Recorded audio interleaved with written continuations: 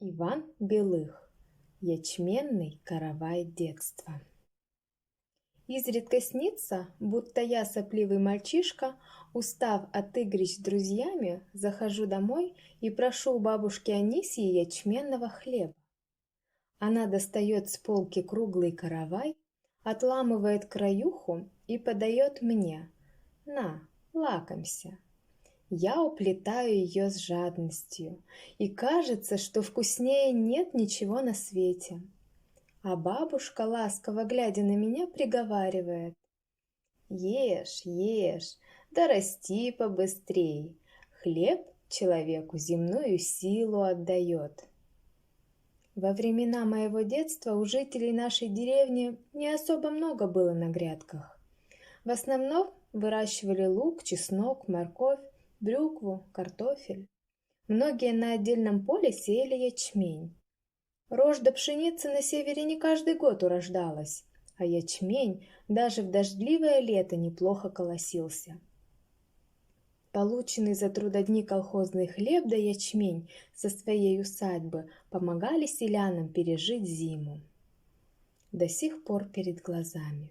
По только что вспаханному полю с берестяной наберушкой в левой руке вышагивает отец и горстями аккуратно бросает на землю ячменные зерна. Сделает шаг вперед, и горсть зерен веером ложится на пашню. Еще шаг вперед, и новые зерна падают на черную землю. Потом отец привозит лошадь с небольшой деревянной бараной и поднимает меня на ее широкую спину. Делаем по полю круг за кругом, пока отец не окликает. Дескать, хватит. Нам, пацанятам, очень хотелось узнать, вырастет или нет что-нибудь на этом черном поле. На меже-то трава уже вон как высоко поднялась. Но есть же диво дивное на свете. Горячие лучи летнего солнца так нагревают землю, что она тоже начинает оживать. Встаю однажды утром и с удивлением замечаю, что на поле появились нежные синеватые всходы. Очень скоро они позеленеют и быстро-быстро потянутся вверх, к солнцу. Того и гляди, обгонят растущую на меже траву, которая уже потихоньку желтеет и осыпает семена. Она отжила свой срок, и скоро ее выкосят люди.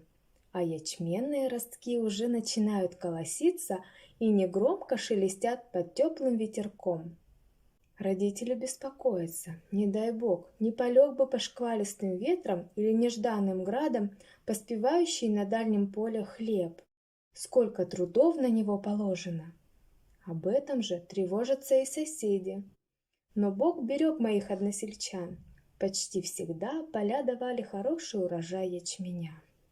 Трава на межах уже давно скошена, и вместо нее поднимается нежно-зеленая отава, а золотистые ячменные колоски пригибаются под своей тяжестью к земле, шелестят, переговариваются.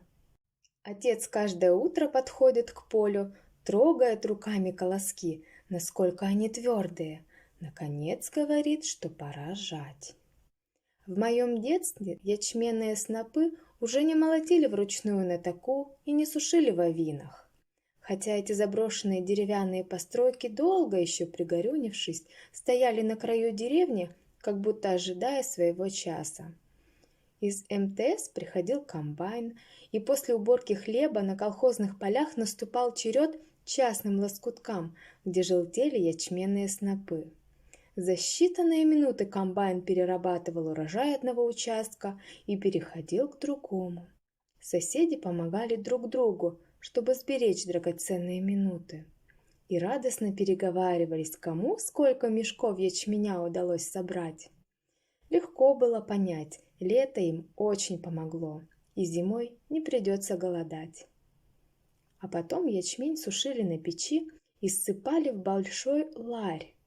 Бывало, зайдешь после улицы в дом, а мать уже новую партию зерна сушить пристроила. «Постели что-нибудь, да грейся!» — говорит она. Чувствую, как мне хочется забраться на печку. «Смотри, зерна не разбросай! Трудно хлеб-то дается!» Да, хлеб был дорогой. Сколько труда нужно было вложить в него. В глубине синей стоит ручная мельница. На ней мы с матерью молим ячменное зерно.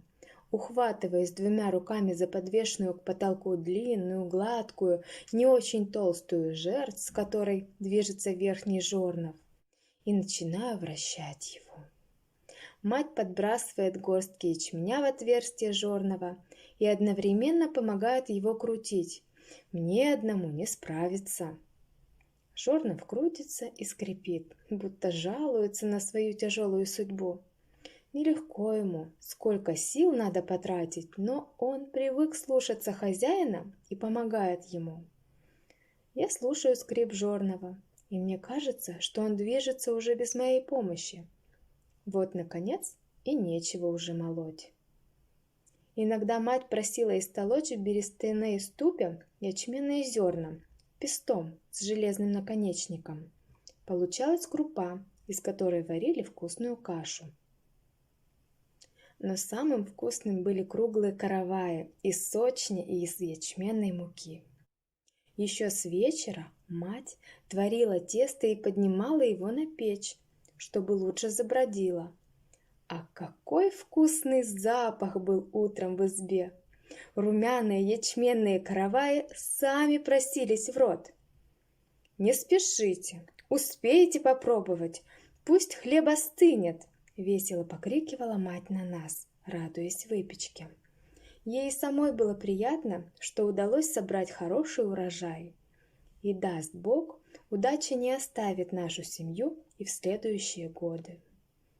Мы запивали горячий хлеб молоком и отправлялись в школу. У свежевыпеченного ячменного хлеба есть своеобразный, ни с чем не сравнимый аромат. Так и тянет им полакомиться. Порой к матери заходили соседки, а в избе плавал запах свежей выпечки. Кто-нибудь обязательно не выдерживал. «Настюх, дай попробовать твоего хлеба!» Мать протягивала гостье ячменный каравай. Соседка отламывала небольшой кусочек, пробовала и спустя некоторое время говорила: «Ну и вкусный же у тебя хлеб получился, даже на сердце веселее стало». Матери, конечно, была приятна похвала. Она умела печь не только замечательные ячменные караваи, но и ароматные пироги и шанги.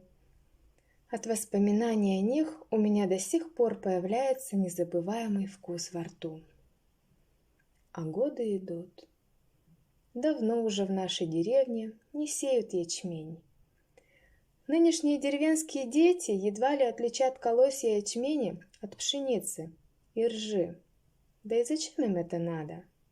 Какой угодно свежий хлеб каждый день привозят в магазин. А я вспоминаю те времена, когда мои родители выращивали ячмень, и сразу же тепло становилось на сердце. Может быть, те ячменные караваи помогли нам превозмочь все тяжести прошлых лет. Поэтому и хочется снова попробовать испеченный в крестьянской печи ячменный каравай и снова попасть в мое босоногое детство.